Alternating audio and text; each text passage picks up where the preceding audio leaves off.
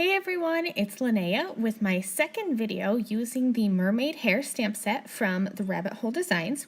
And for this card, I'm going to use the stamp set in maybe a little bit of an unexpected way. I'm just going to be using the 3 little fish from this stamp set.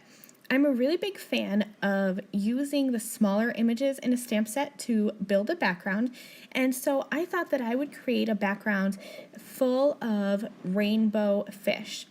My brother loves fish, my son loves fish, so I thought that this would be a super cute little background. So I mounted all 3 of those little fish onto an acrylic block, and then I'm just stamping it with some alcohol marker friendly ink. And I'm going to be using my Spectrum Noir Tri-Blend markers to color these fish. I have a bunch of different colors that I used. Unfortunately, as I was filming, the video went blurry. So it looks like it's okay for all of the coral blending fish, and I colored them all the same way. I used my Tri-Blend markers. I used the darkest color for my shaded areas, and then I just blended it out with the lightest. I wanted there to still be some contrast in the coloring. So here you can see the background is all finished up, really simple alcohol marker coloring. But I wanted there to be a little bit more texture and interest to the background. So I used some black watercolor, mixed it with a little bit of water, and then just flicked on some black spots to my background.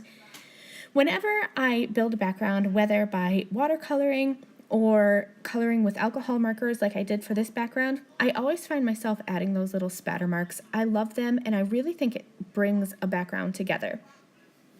So I toyed around with a bunch of different ideas for how to finish off this card, and I thought I would maybe do just a little sentiment strip, but all the sentiments seemed too small, so I grabbed this large Hello Friend die, and I stacked it up 3 times, twice with white and then once with black on top, using little dots of liquid glue, and that just kind of raises it up a little bit so it looks more like an embellishment rather than a die cut. But it wasn't standing out against that colorful background, so whenever I find that a sentiment die cut isn't standing out, I glue it down onto some vellum and then just use my scissors to trim around the outside. It doesn't have to be perfect or precise because it's not really going to be seen. You can see it a little bit, but it's mostly just giving, it's just helping it stand out. It's softening the background behind that die cut. And you'll be able to see once I glue this onto the front that you can definitely see that sentiment. It's standing out a lot more with that vellum. I added little dots of glue behind the sentiment on the vellum to hide my glue so that it wouldn't show through. I pressed it down really well and set an acrylic block on top of it to dry.